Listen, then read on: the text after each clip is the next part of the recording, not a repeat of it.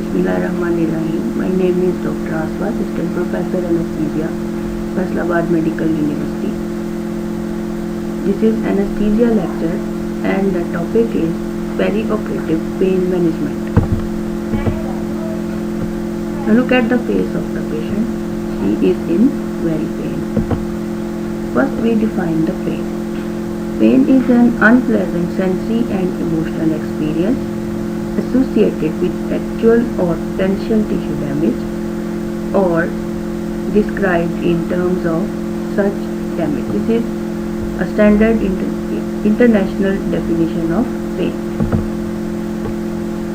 Now, perioperative pain is a type of acute pain. Other examples of acute pain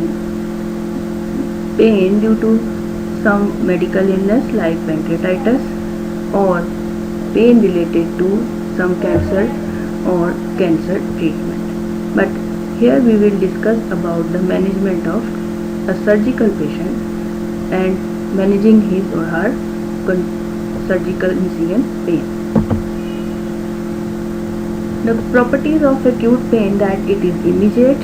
As we know, when the incision is given, it is a pain, or when patient has some trauma, the pain he encounters is also an acute pain. It is a warning sign of tissue damage. Generally, it is very easy to treat and it ends when the tissue damage is over. When we compare acute pain with the chronic pain, when pain prolongs more than 3 or 6 months, it is a purposeless pain. Actually, it is a central pain and results in structural changes in the brain, so it is very difficult to treat. But please remember, if the acute event is over and the pain persists for more than 3 to 6 months, it is not acute, it is a chronic pain. Now, how we perceive the pain? When there is tissue injury, the biochemical triggers are released. There is inflammation due to cell response, and all these lead to the stimulation of the nerve fibers, and the pain impulse starts. Now, this is the cross section at the level of spinal cord. It is divided into 10 laminas, and here you can see where sensation is written, the pain is perceived, and it is conducted through the lateral spinothalamic tract. The pain perception through brain is ascending from the spinal cord to the brain via ascending tracts, and the neurotransmitter is substance P. It is released by C fibers. They cause dull, prolonged and aching pain. The perception is received in thalamus, and then the response is mediated by descending tracts again back to the spinal cord. Now this is the cross section again through the spinal cord, showing the pain tracts. On the right side you can see lateral spinothalamic tract that conveys fast and slow pain. It also includes the perception of temperature. The fibers that we have for impulsion conduction are A delta and C fibers, and the tract assembles and it ascends to the thalamus. Now, why it is important to control the pain? It reduces an adequate pain management reduces the adverse outcomes, patient's functional ability, and psychological feeling of well-being is increased, quality of life is increased, and a short hospital stay is expected, and there is reduced cost on the hospital also. But when pain is not adequately controlled, what happens that there is a continuous demand on physiological reserves. So there is increase in blood pressure, increase in heart rate. A normal person can tolerate these physiological changes, but a person with comorbidities has an increased risk of myocardial infarction with coronary artery disease or pulmonary complications. They are also increased in a poorly controlled patient having pain. Rehabilitation and functional outcome of the patient is reduced. A poorly controlled acute pain results in development of chronic pain, and there is increase in hospital stay, and the cost of the patient care is also increased, and patient is not satisfied with the treating team.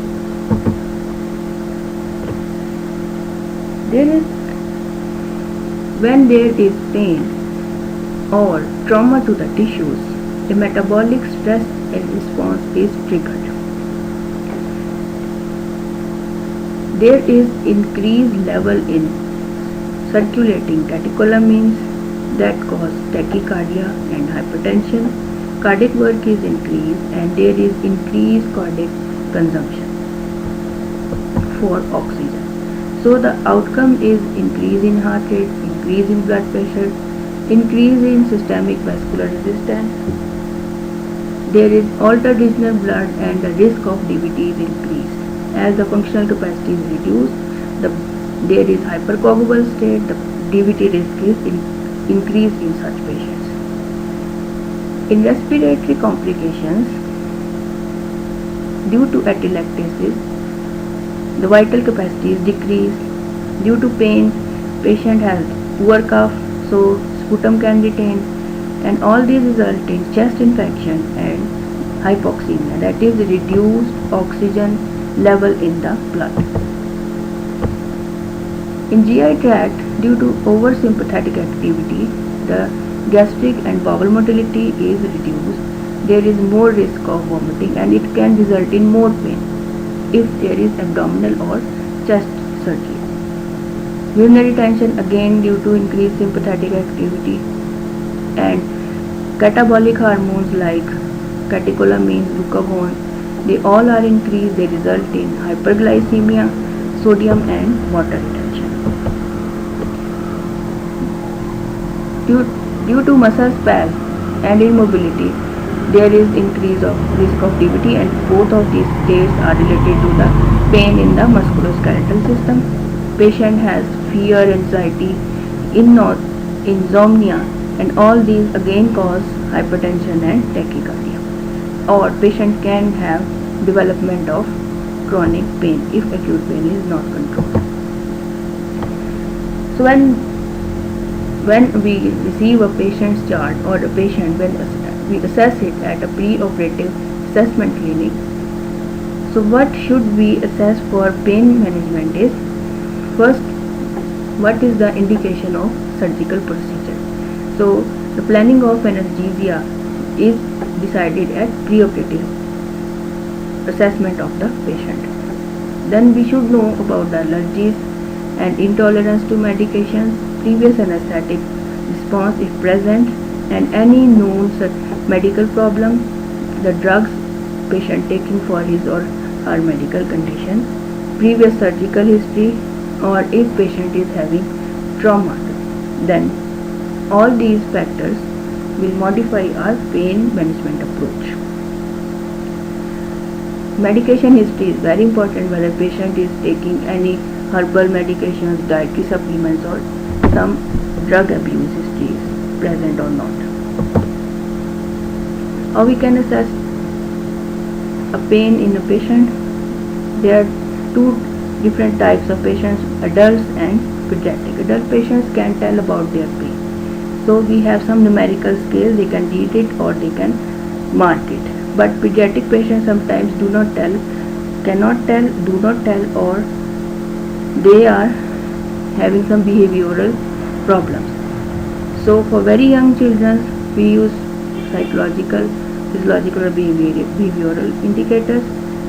We use pay scales and match them with the scale in 3 to 10 years of age, and children more than 10 years of age can be assessed like adults with visual analog scales.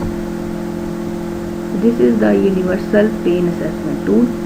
It has numerals 0 to 10 and face is present, and 0 is having patient is having no pain and 10 means patient is having worst possible pain.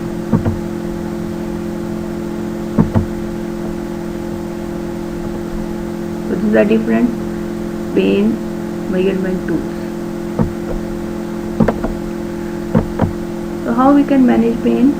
We can use intramuscular, intravenous or oral medications. These are pharmacological agents, or the next method is interventional. The pharmacological agents, they can be used to alter the nerve conduction like local anesthetics, and modify transmission in the dorsal horn like opioids and antidepressants. How we can give post-op or perioperative pain relief? For oral medications that can be used are NSAIDs, paracetamol, opioids. Opioids are narcotics while other two are non-narcotics. For rectal we can use sponsors like paracetamol sponsors are present, or diclofenac sponsors are present. Intravenously we can use NSAIDs, opioids and paracetamol. Intramuscularly we can give NSAIDs and opioids. Transdermal and transmucosal, both opioids and local anesthetics can be used, while with epidural and intrathecal, meaning in the injection into the cerebrospinal fluid, both local anesthetics and opioids are used. Another term is patient controlled analgesia. It is a device. It is used by a conscious patient. It has an opioid drug. Patient infuses the syringe into the predetermined intravenous line, and the overdosage is limited by a lockout time. When this time is present, no other injection bolus can be given. The drugs that can be used for PCA or patient controlled analgesia are morphine, hydromorphone and fentanyl. And the table shows lockout minutes. It means once a bolus is given, this is the time when another bolus cannot be given in between this time. The time is set by the physician. The non-opioid analgesics include acetaminophen, meaning paracetamol, NSAIDs and local anesthetics.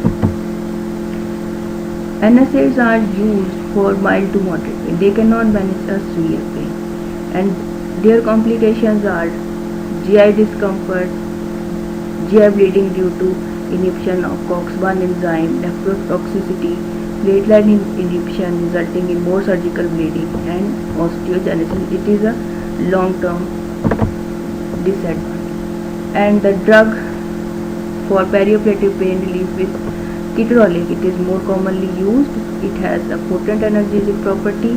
It can be given intravenous or intramuscularly, but not by the oral route. And maximum dose is 30 mg every 6 hourly. It should be given in patients above 16 years of age, and dose should not exceed 5 days. We can give it for 5 days only, and it has the same side effects as other non-steroidal anti-inflammatory drugs. So this is the mechanism of action of non-steroidal anti-inflammatory drugs. Actually we need inhibition of COX-2 enzyme that causes inflammation and results in pain. Interventional management, it means that we block the transmission of pain through nervous tissue. There are 3 methods. Starting from the center, we can give epidural analgesia. Epidural analgesia is given by a special set. A catheter is placed above the dura mater into the spinal cord at levels of lumbar or thoracic regions. Spinal analgesia means that we puncture all the meninges of the spinal cord and directly exert the drug into the cerebrospinal fluid. While if it is not possible, we can give peripheral nerve block, that a single nerve is blocked that is responsible for the pain transmission. This blockade can be done with a single shot injection, or a catheter is placed for continuous pain relief. Advantages of these techniques: they are superior pain relief, they have less systemic side effects, there is lower incidence of DVT and pulmonary emboli as they increase the blood flow through the limb, so blood is not theoretically DVT is reduced, and the blood loss is reduced like in orthopedic, urological, gynecological and obstetric procedures due to vasodilatation and low blood pressure at the level of below the level of local anesthetic. It's more rapid recovery of bowel function because there is less sympathetic activation and less inhibition of the gut function. Earlier ambulation because patient has less pain, so he will be happy to move. There are better pulmonary function tests, and the stress response I mentioned previously is also suppressed because there is less catecholamine surge. Contraindications to these blocks is: first are absolute. Patient's refusal. Patient is not ready to have this technique. There is coagulopathy. We cannot puncture around the nerve when there is bleeding dyscrasias. Increased ICP. This is for Neuraxial techniques like spinal anesthesia, analgesia and epidural technique. And the area where we have to give the injection, it is infected. Relative contraindications: the patient is uncooperative, he is in fear or does not cooperate with the operator, there is some pre-existing neurological disorder or anatomical abnormality.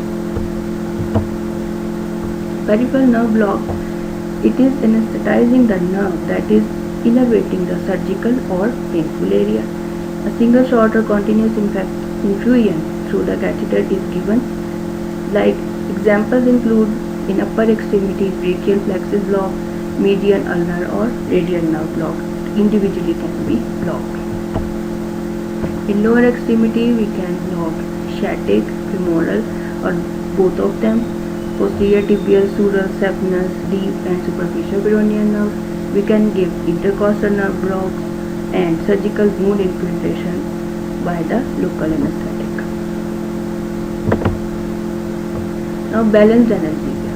It means combining two or more pharmacological agents for better pain relief. When we combine two or more agents, their full doses are reduced because there is receptor blockade at different levels. So idea is to give a pain relief with small doses of two or more drugs and have a better receptor blockade. This is called balanced analgesia. Example is that we can combine a narcotic like opioid with a non-narcotic like an anesthetic. Now, acute pain or perioperative pain management in elderly is sometimes very difficult because they have physiological changes due to their age, they have decreased cough due to decreased muscle mass, they may have some mental disturbances, and we have to reduce the narcotic dose keeping in mind the above two conditions. There are also age-related anatomical changes. Their positioning can be difficult, so epidural placement is difficult, and they may be having some pre-morbid conditions, so they may be taking some drugs that can interact with other drugs, or their withdrawal can cause worsening of their medical condition.